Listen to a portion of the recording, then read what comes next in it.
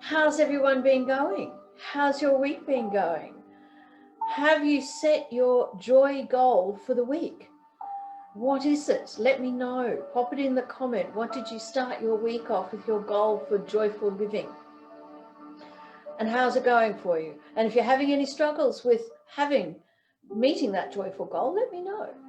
Because this is what it's all about. This is what tapping into your crone wisdom, embracing your sacred crone is all about, helping you awaken to the joy within. This is what I'm all about.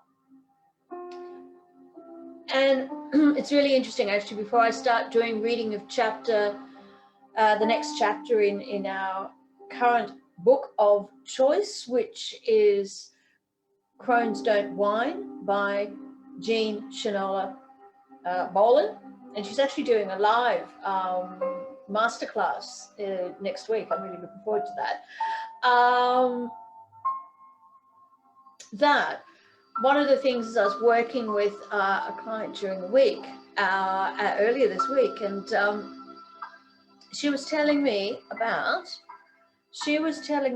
her experience with another coach, doing her looking at letting go of past regrets and moving on and building the life that she wants and knows she deserves and all the rest of it.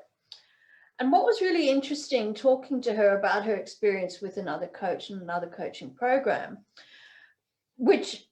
what this other coach was offering is actually the standard out there, this idea that you've got all these traumas and all these problems and you need to hash them through, you need to go trekking through all of them, you need to bring them to the surface, you need to analyze them, you need to turn them this way and that way, and you need to then go on this healing quest of either childhood wounds or adult wounds, or whatever the wound is, go identifying it, analyzing it, and getting rid of it.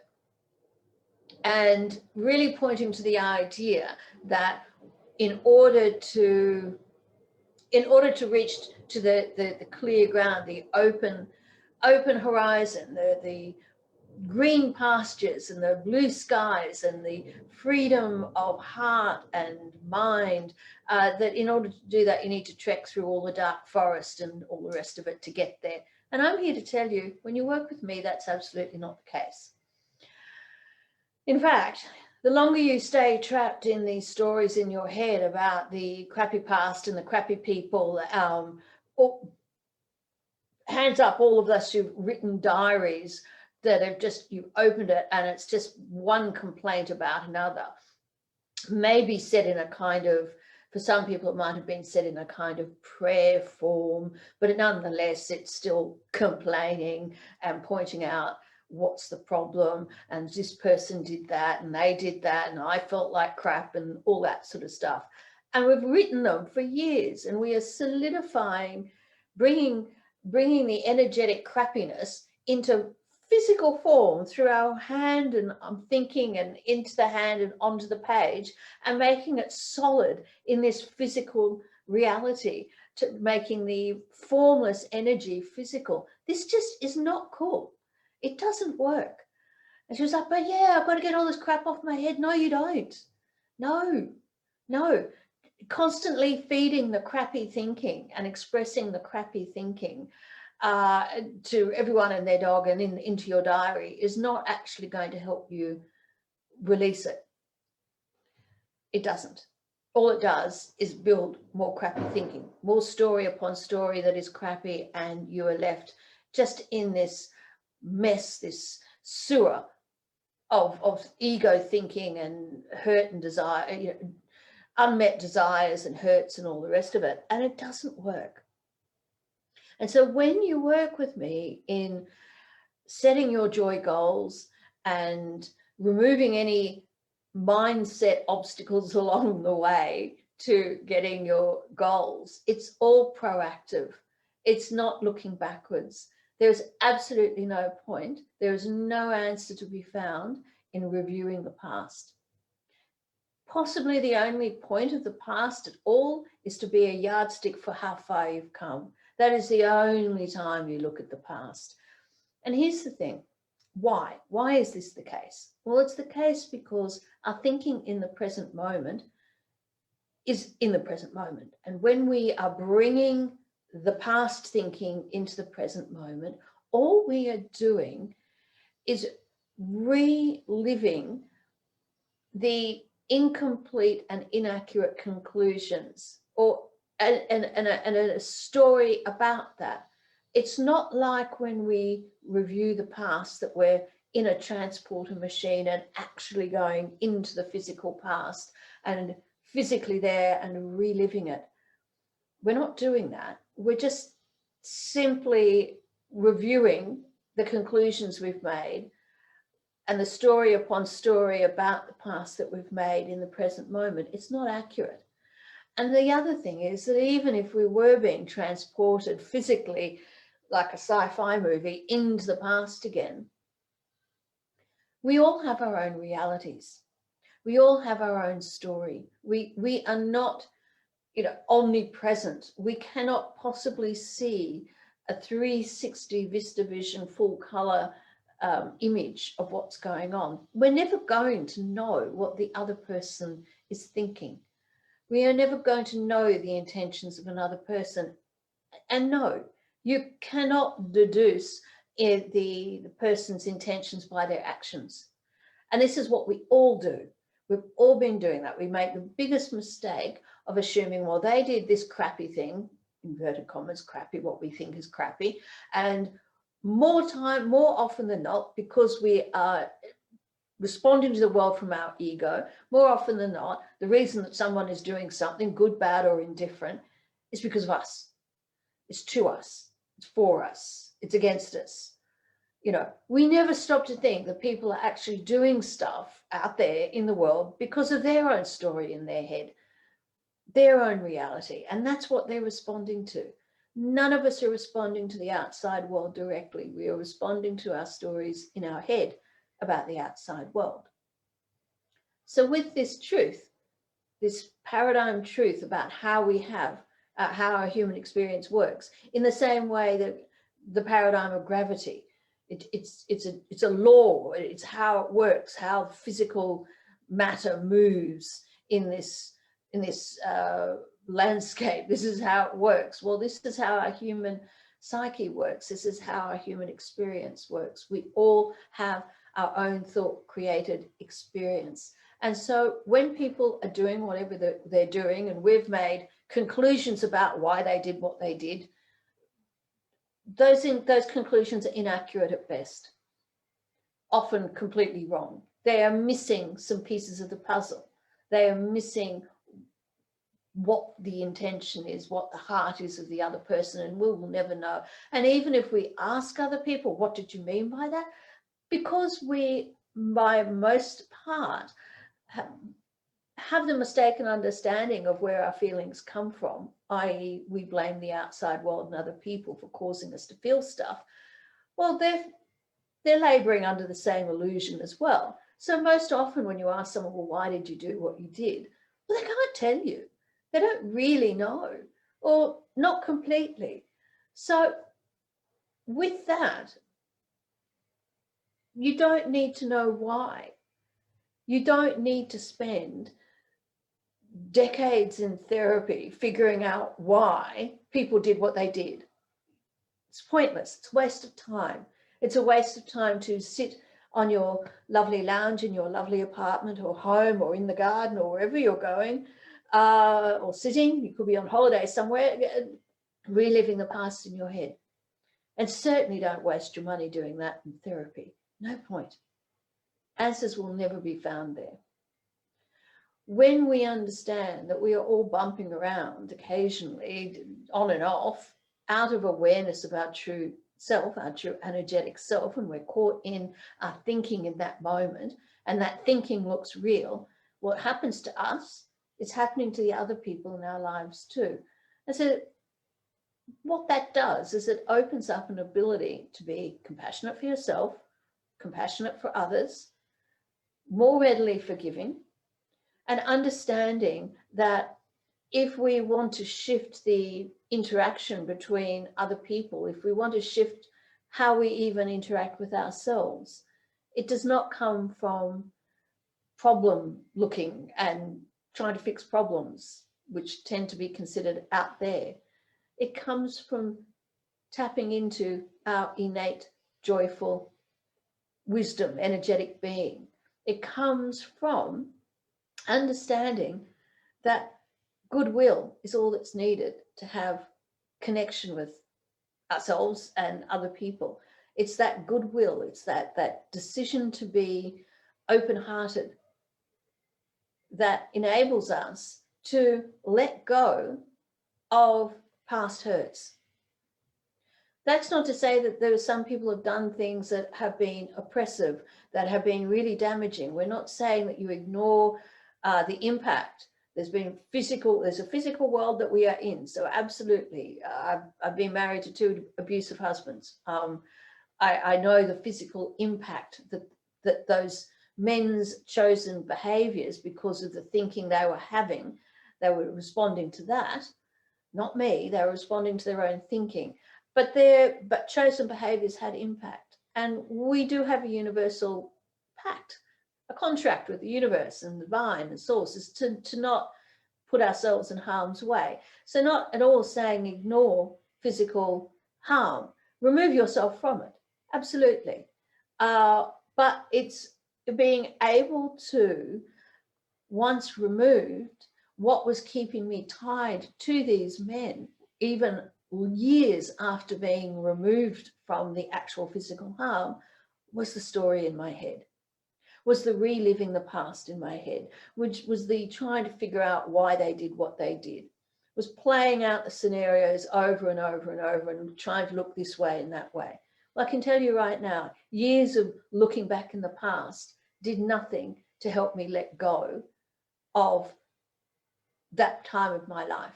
It did not let me find closure. It did not help me to let go of my own regrets and shame and all the rest of it for picking those men in the first place and staying for as long as I did and all that. It didn't help. So if you want to let go of parts of your life that, you know, well, maybe not so easy, maybe you have some regret over them, going over old ground is not going to help you do that. The only thing that's going to help you get over the past, and see, the thing is, nothing is really a mistake if you learn from it. And that's the first thing, to be gentle with yourself. Nothing is a mistake. In the end, everything is a growth opportunity if you are mindful of where you were and where you are now. That's the only reason you look in the past, is to see how far you've come. We've all changed. We've all moved on from what we thought we'd never get out of. We are now here, growing and strong and much better than we might have been in a previous situation, and ready to embrace even more growth, even more abundance. So there's no point staying in your head in the past, trying to figure out why things happen the way they did. The only reason things happen the way they do is we get stuck in the illusion that it's the outside world and the people that are causing us to feel stuff. All living beings, from single cell amoeba to complex beings like ourselves, we all want happiness. We all want to be okay. We all want to remove ourselves from harm's way. This is the nature of existence. So naturally, if you think that the outside world and the people in it are causing you to feel good, bad, and ugly, or whatever it is, then naturally you're going to think that the solution to feeling the way you want to feel is going to be in changing what's out there, controlling the people, changing the situation. But that's not the case. It's not the situation. It's not the people. They're doing what they're doing, but they're not doing it to you. They're doing it to themselves. You may or may not be standing in the way of what they're being, like on the receiving end of the impact of their decisions to do what they're doing, in which case you can take care of yourself and maybe move yourself out of the way. But understanding that they're doing what they're doing because of their own story, And so you can remove yourself out of the harm's way without a whole added layer of suffering and story about their assholes and this is unfair and all this kind of stuff. Or worse still, I deserved being treated like that, and all that kind of stuff that does come up often for us who are caught in abusive relationships. We tend to believe their hype that we made them do it. Yeah, well, no one makes anyone do anything. It's the story that we tell ourselves that makes us do what we do. And no one is responsible for the story that each of us tell. We can't be. We are responsible for not being a jerk in life. That's for sure. That, again, that's a universal, so kind of pact with the universe. Don't keep yourself in harm's way. Don't harm yourself. And also do your very best to not be an absolute asshole. We are responsible for that. So don't ever sort of think you can treat someone like a jerk and then say, it's your thinking, it's not my behavior. Yes, their thinking plays a part in it, in the sense of how they choose to interpret your shitty behavior. That is on them. And for most of us, a lot of us we will explain another person's shitty behavior as a reflection of who we are and our worth. This is wrong. This is not the truth. Someone else's shitty behavior towards you is only a reflection of the story in their head, the problem thinking they're having, the problem feelings that are arising from their problem thinking, and that is their chosen way of dealing with it. Often unconscious, not always. I mean, like the fact that there are people doing malicious things actively, they are there in this world, but most of the time our nearest and dearest are acting like shits because they don't know any better. And when we understand that, when we understand that they are, like everyone is trying to be okay, and it's just they've got the wrong idea of how to be okay, they've got a wrong idea of what's making them feel not okay, then they're acting the way they're acting. And we don't have to then add a layer of, anger and resentment. We can actually open space for them to feel their inner security rather than us responding to them defensively or judgmentally. And that's in the present moment, that's in the future, but it's also how we can let go of the past as well and just put a layer over the top of what was. That is a layer of, kindness and forgiveness and compassion, understanding that all that story that we told ourselves when it was happening of what we thought it meant didn't mean that. And we can acknowledge then that they were obviously having a problem. They didn't respond to their problem in the most beneficial way, but then we don't always respond to our problem thinking in the most beneficial way. And just as we would hope that we finally thought of in a more generous manner, then it's on us to do the same as well.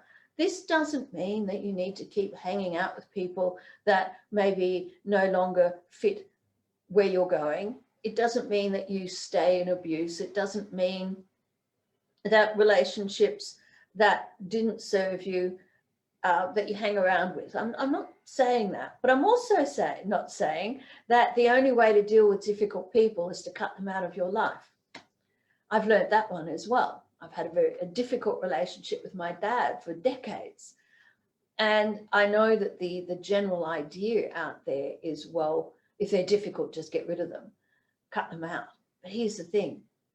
You might be cutting them out physically, but if you're playing all that story in your head, they did this, it meant that, well, then you haven't cut them out of your life. They are still energetically tied to you. You are still, manifesting them on your lounge or in your abode near you because you are bringing them to life in your thinking. It's not about their physical presence. It's about the thinking you have about them. So unless you actually deal with the way you think about them, then physically cutting people out of your life isn't going to make absolutely any difference. Of course, disclaimer, unless of course they're causing physical harm to you, please don't stay in physical harm. But if it's just the case of, God, they're really difficult to deal with, and you've got a story in your head that they're draining because they maybe complain about stuff and, all that kind of thing, you don't have to cut them out of your life.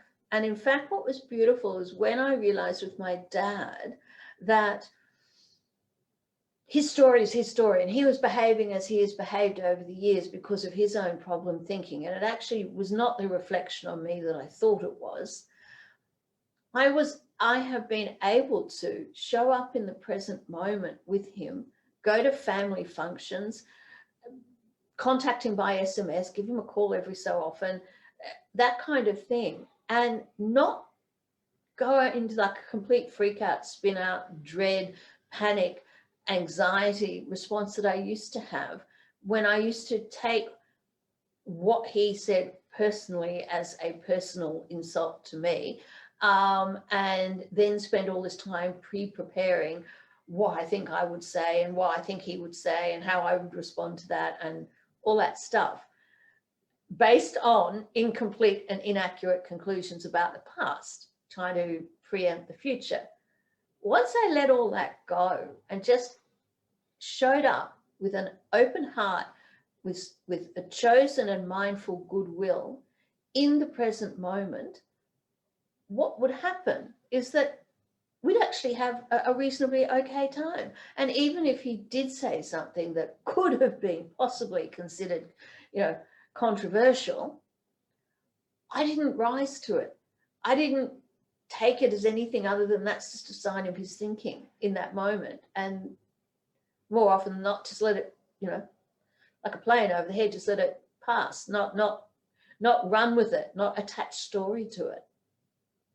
And then what I found happened is by me being able to show up and enjoy the moment, maybe we're at a nice restaurant with the family or doing something or doing an activity with the family, or even if it's just him and me talking on the phone, being willing to just be present, not thinking about the past, not worrying about the next thing that's going to be said, but just being present with him with an open heart, which is our natural default factory setting. Then what happened was I actually found him showing up bit by bit with a greater deal of emotional intelligence than I'd ever thought possible.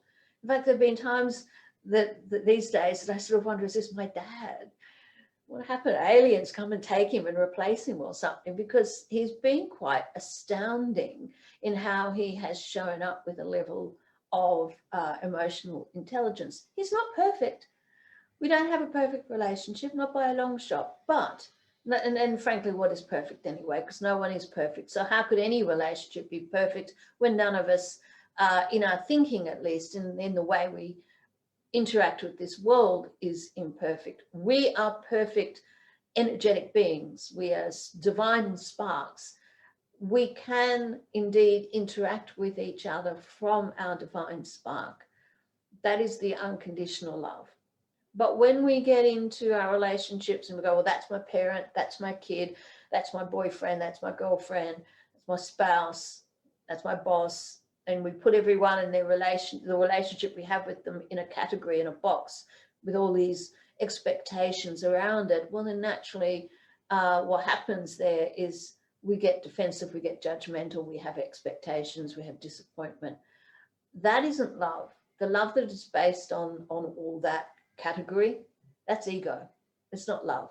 The real love, the love that is the love of the universe and the love of our divine spark, that's unconditional love. That's the goodwill. That's the willingness to sit with forgiveness and compassion and goodwill for all living beings, not just a specific set of living beings based on how they respond to us. It is possible. It is possible in all our relationships to love from that space. We do get caught up in our ego every so often, and that's also normal as well. So when we do get caught up in our ego thinking, our personal thinking, we'll get stuck, and that thinking will look real, and what we're telling ourselves will look solid at that time, but that isn't reality. And so working with me is not about digging up the past and trying to figure out why people did this, that, and the other, and all the rest of it. It's just simply a tap on the shoulder, a reminder to come back into what is innate to you, your innate divine spark, your innate goodwill, your innate forgiveness, your innate unconditional love for self and all living beings. And so that's what working with me is all about, because that is your sacred crone. That is living the crone life. When you live that way, when you show up in that space, you don't feel judgmental. You don't get defensive. You can step out into the world unapologetically authentic, but not from a screw you, I'm going to fight you now, militant kind of defensive way. There's no fortress around the heart. There's no need for all that imaginary armor. You're not going into battle with yourself and the world. That's your ego telling you that, but that's not the truth of experience. It is absolutely possible to flow through this world with an inner calm and an inner peace and a joyfulness, which is our innate state of being, no matter what storm's going on outside. Absolutely possible. And so when we choose to step into our sacred crone and live this crone life and see the world from this eye of unconditional love, wisdom, kindness, goodwill, all the joyful stuff. It's not to say that we're not going to have the trials in life, because the physical world that we're in is all about change. It is about loss. It is about the ups and downs. So it's not that you're not going to have those things happen. I'm not at all claiming that when you embrace your wisdom crone that you won't have loss and that everything will be sparkly, like, completely Pollyanna and totally, fake positive. It's not about that.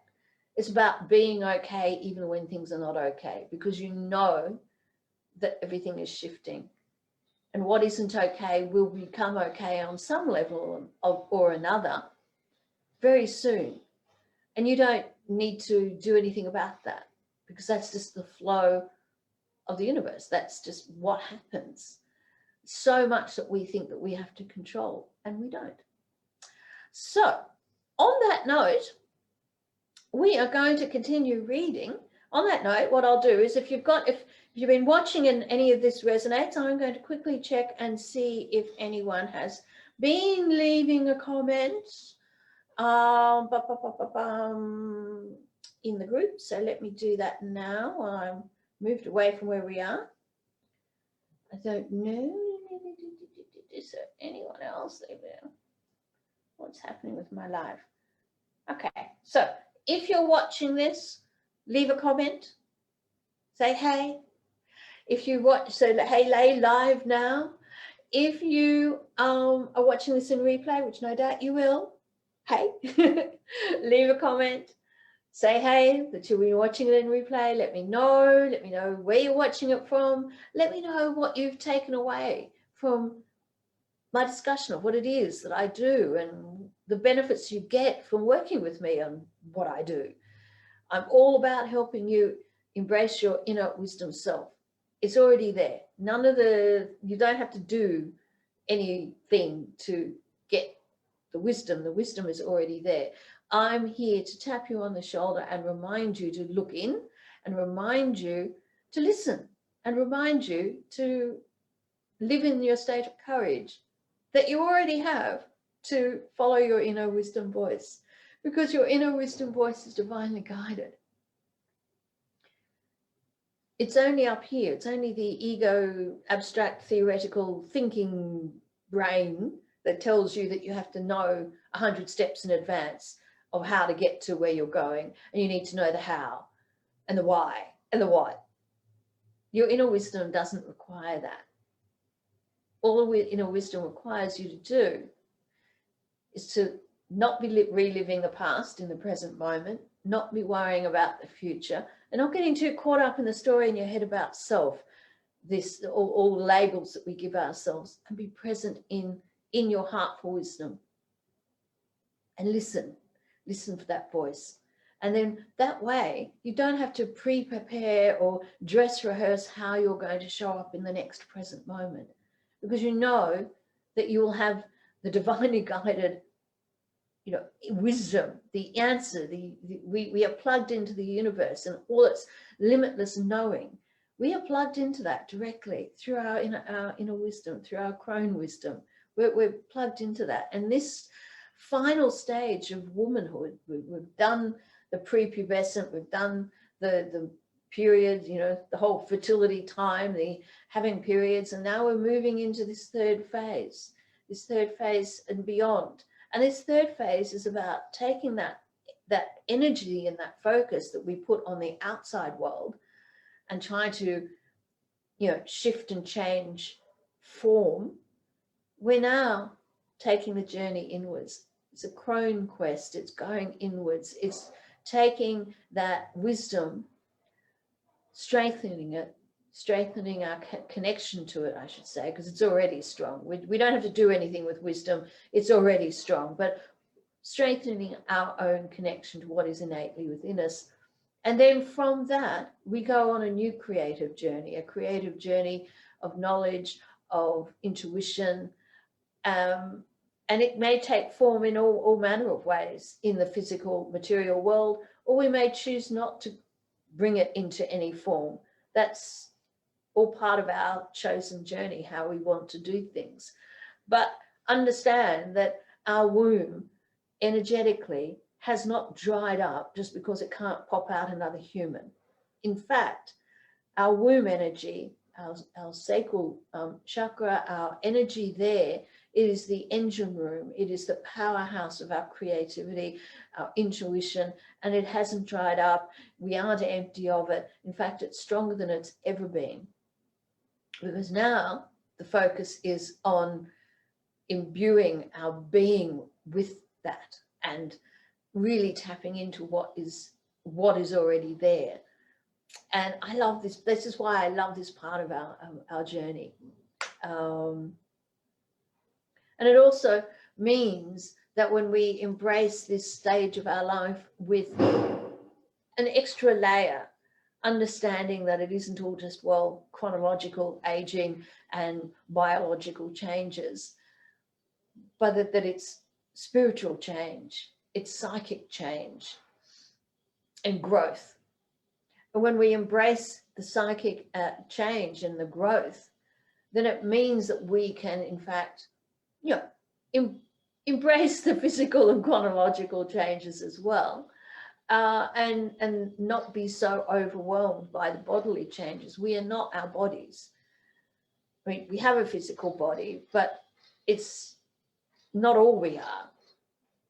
And in fact, it's very possible that even with pain, it is very possible to remove that extra layer of suffering, of bodily sensations, by not getting caught up in the story in our head that we make about being in a certain bodily state, by not taking on the messaging out there in society of what our aging body and its slowing or ending cycles, biological cycles mean. It's about changing that. It's about letting go of what no longer serves us. And I love this journey. At the moment, I'm in the later stages of perimenopause. Definitely been feeling a few hot flushes lately. But then it has been extraordinarily humid in Sydney, Australia for the last 8 months to 9 months. We're in winter here, and winter is like, it's meant to be not humid at all. And yesterday it was 90% humidity, even though the temperature was like 13 or something, the humidity was 90. I didn't know whether I needed a jacket or didn't need a jacket. It was very, very odd. So there you go. Sometimes I think I might be hot flushing, but I think maybe it's just it's the humidity. So what I am doing is I am looking for my Kindle. So that's what I'm looking for. I'm looking for my Kindle to continue reading from Jean Shinoda Bolan's book, Crones Don't Whine. For previous weeks, please go back.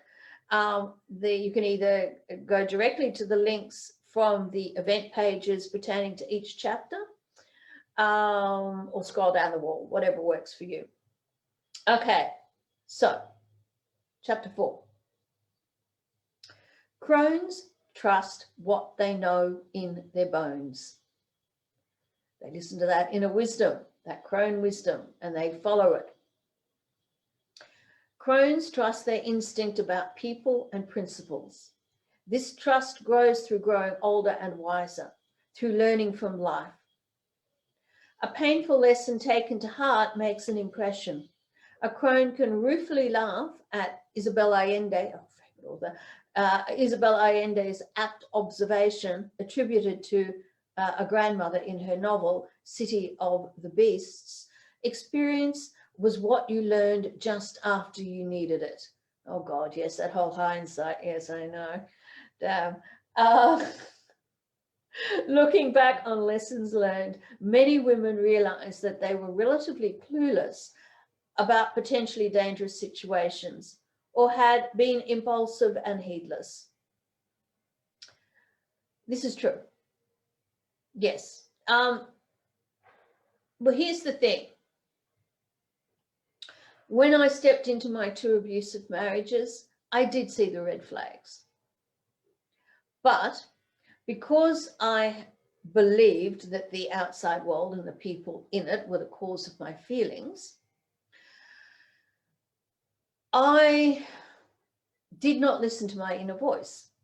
I took their behavior, their shady behaviors before even going and marrying them, as being a reflection of how they were responding to me directly. I believe that was what was the case. So I had my own story about self, which was a lack of self-worth. In part, yes, in part, I can see, in part, in my relationship with my dad in my youthful years, but really it was my relationship with self. It was all the incomplete and inaccurate conclusions I had made and was building a life around that had me thinking that the way these men were behaving was directly to me based on what I was doing. So yes, I believed I was stuck on that belief that I was doing what I was doing and making them behave the way they were behaving.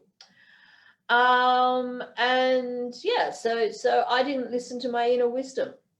My ego thinking did not allow me to listen to the inner wisdom. I thought my logic was far more accurate than what my heart was telling me. Looking back on this, many women realize they've done that. Yes, some realize that they disregarded an uneasy feeling, even a stab of fear, rather than appear impolite, foolish, snobbish, prejudiced, selfish, or ignorant, and became a victim instead. Hands up. And this is what I mean. When you understand the truth of our existence, it means that you can live unapologetically authentic, but without having to go into battle about it. There's no defensiveness or judgment, because you know that you're not causing them to feel stuff and they're not causing you to feel stuff, and you can just show up as you are. A bad experience provides a dose of wisdom for a woman who becomes a crone. It's another victimization for a woman who does not become wiser from the experience. As we age, having trustworthy instincts about who to trust and who to be wary of becomes especially important.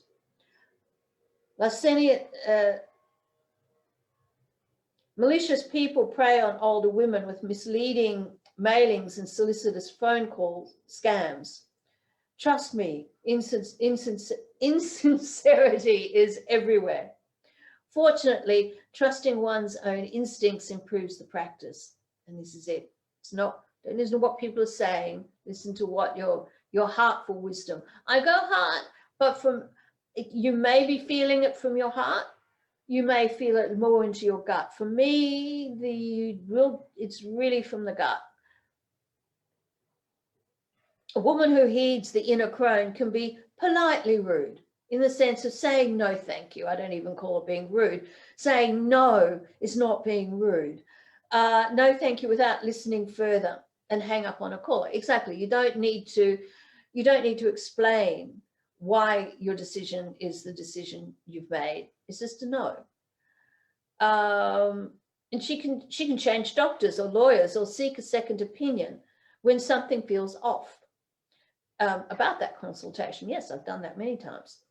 She doesn't hire someone, nor does she keep someone in her employ when she feels a sense of unease or recognizes bad character.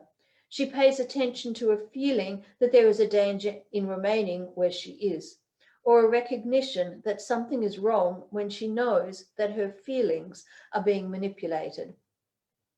A wise woman knows herself and has learned from the experience to heed such messages from herself. Absolutely.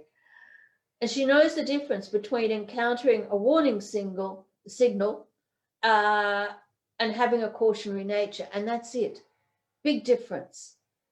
The cautionary nature, or being untrusting and having a story that the world is untrustworthy and people are untrustworthy, that's your ego. That's your ego fear thinking. And what I have learned from living by the three principles paradigm in my own life and seeing it transform in others is that when you are secured within your own wisdom, your heart actually opens. That fortress that we've put around our heart to protect ourselves and to have an, be cautious of the world out there, that falls away because there's nothing to fear. There is nothing to fear when we know that we are listening to our own inner wisdom and responding in the present moment in the best possible way because of our divinely connected universal guidance. Then we don't have to walk around with a, armor on, ready to go into battle. It makes life so much easier when we do that. So women's intuition has been much maligned. It has been, this is the fact of Crone we've talked about. I've talked about that in the first video on that I did reading from this, is that the term crone, hag, crone, is considered by Disney and others of that ilk to be a crotchety, old, ugly, warty woman. No, crone is crown. Crone is the pinnacle of womanhood. That's what it is. It's this stage. It's the wisdom stage. And of course, the world is, the patriarchal world out there is going to do whatever it can to malign the wisdom, the wise woman. Because imagine a world run by true wise women, not women in skirts that act like toxic men, but the actual wise woman. Imagine the world run by that. Women's intuition has been much maligned. It's a wisdom having to do with living things, plants, animals, people, illness, birth and death. It's also a receptivity to energy and other invisible realms. And an ordinary woman attending to a dying person draws upon crone wisdom when she instinctively or intuitively knows what to do.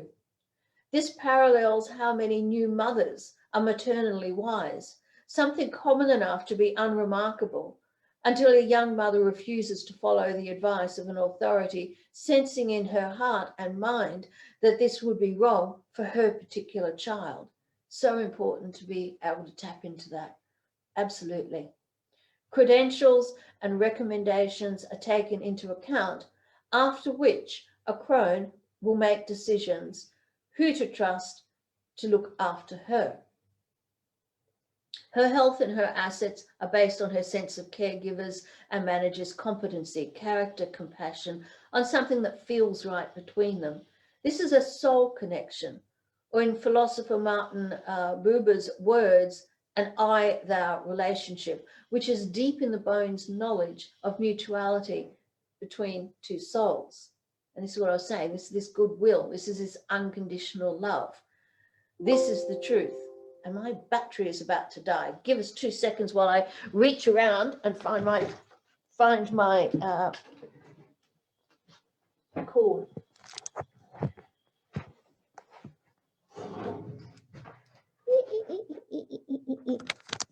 Okay. Back again. Okay, thank you guys. I didn't knock all that over. Thank you very much. Sorry for leaving you for 2 seconds. So that's it. This is what our unconditional love is all about. Okay, so the absence of words for something handicaps its development, as does the denigration of words associated with women. It may help to learn some Greek. The Greeks have two words for knowledge, logos and gnosis. What can be learned through education, science, inquiry is logos. What can be known through intuitive feeling and spiritual or mystical experience is gnosis. Logos is rational, objective, logical, expressible in words or numbers, while gnosis is subjective, non-rational, non-verbal, feeling tinged, expressible through poetry, images, metaphor, and music. And it's often unprovable by its very nature. And we live in a world that has, idolicized the empirical and the material, and put it on a pedestal as being the pinnacle of reality. And the truth of the matter is, it's not.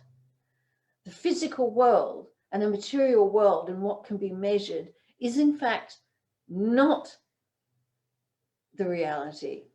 It is a byproduct of the true reality, which is the energetic reality, the formless reality. And from that formless reality, form can be created. So yes, there is a physical world, that is one byproduct. But everything that is form is made of energy, it is made of the formless. And so it is incredibly important to understand that the masculine, theoretical, intellectual energy of seeing the world, it's the illusion.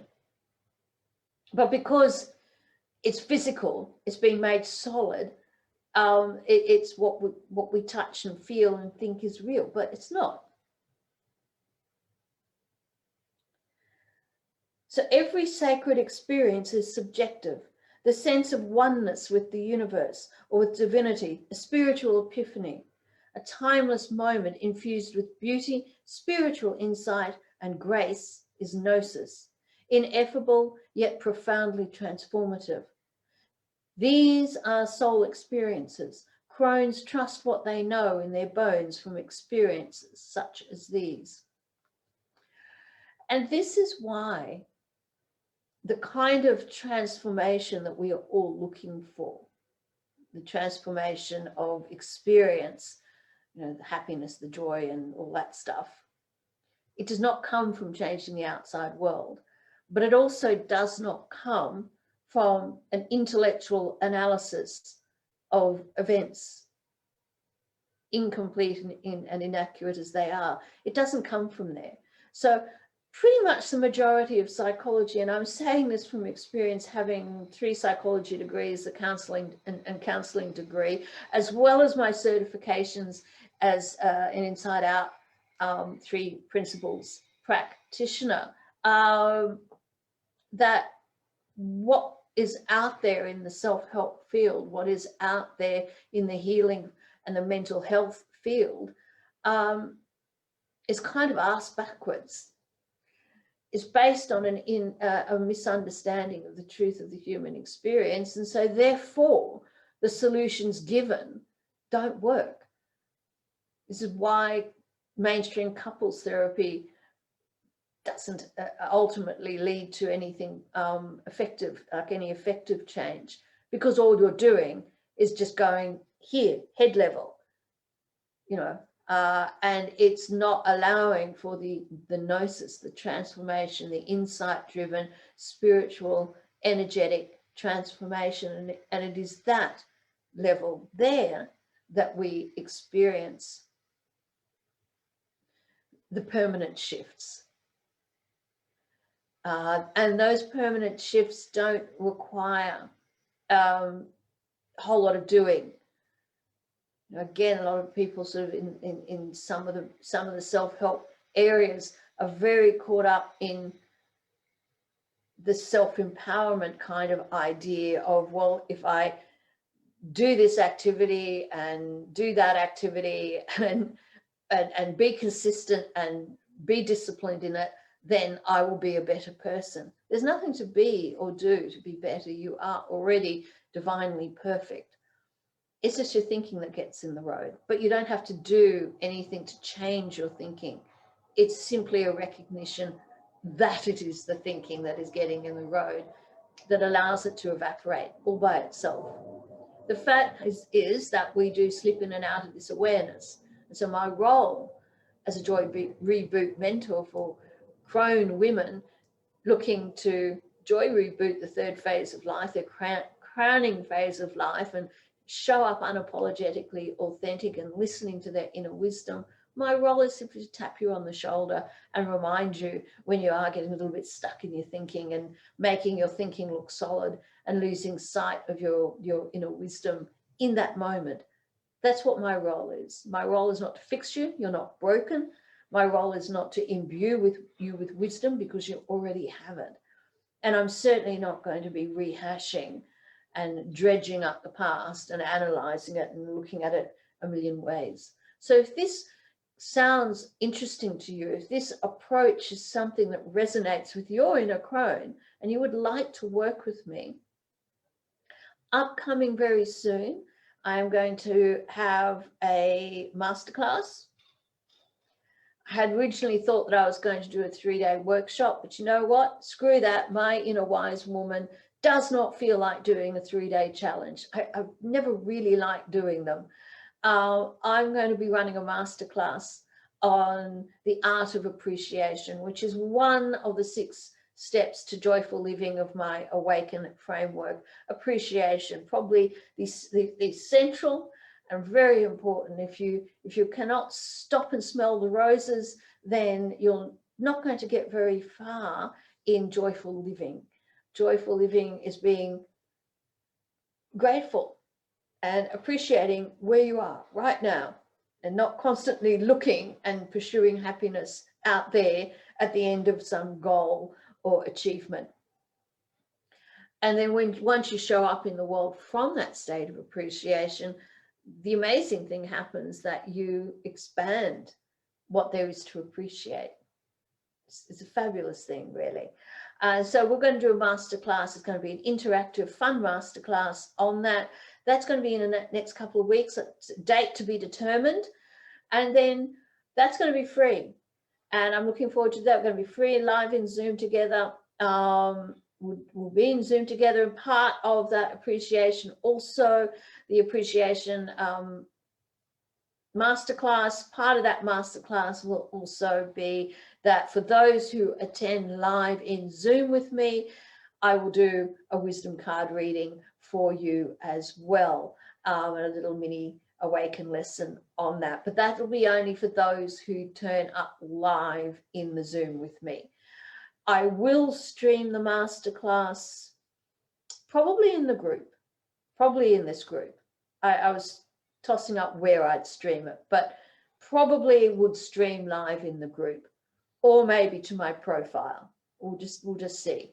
And so those who might tune in to the live from Facebook, I'll be waving at you and saying hello, but yeah, you won't get the live wisdom card reading. And I've got a few fabulous decks. Some really good decks. I've got another deck coming really soon too. I'm quite excited. But thank you, Ali, for suggesting that deck with Erin the other day. I can't wait. I've got it coming. So there's that.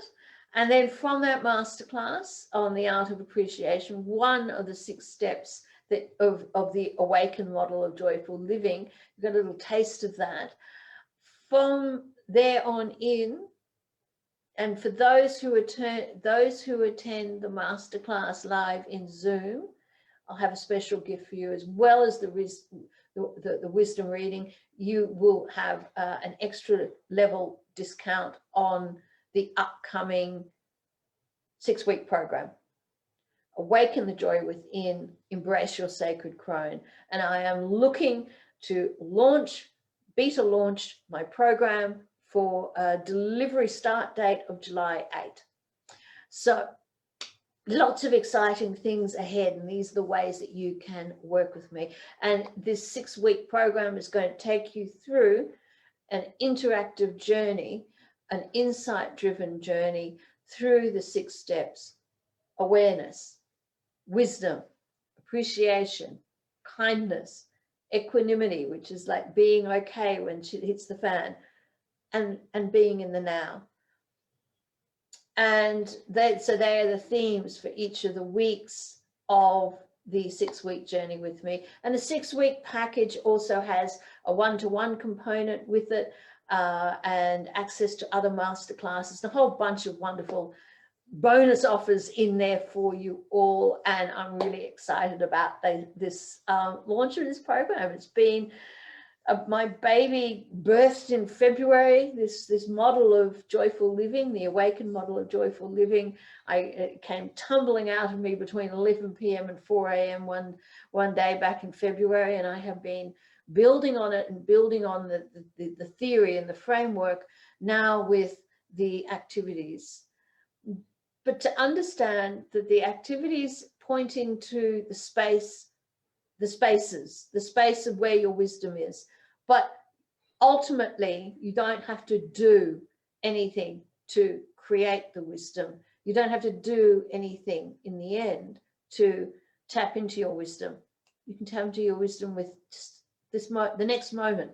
You can be tapping into your wisdom. But what I have found helpful for those who maybe have never really realized that there's a gap between the story in their head and there's space in between, then the activities that we'll be doing and the insight, the reflective exercises, and some of the visualizations and meditations and activities are all geared towards bringing your attention to your divine spark and helping to sharpen your ear so you can listen to your inner wisdom. And I'm so looking forward to that. Okay, so thank you very much, and see you all next week. For those of you who are watching in replay, please let me know what you took away from this. And if you want any more information about what's coming up and what I've got offering, then please let me know. Do a comment, DM me. See you all later.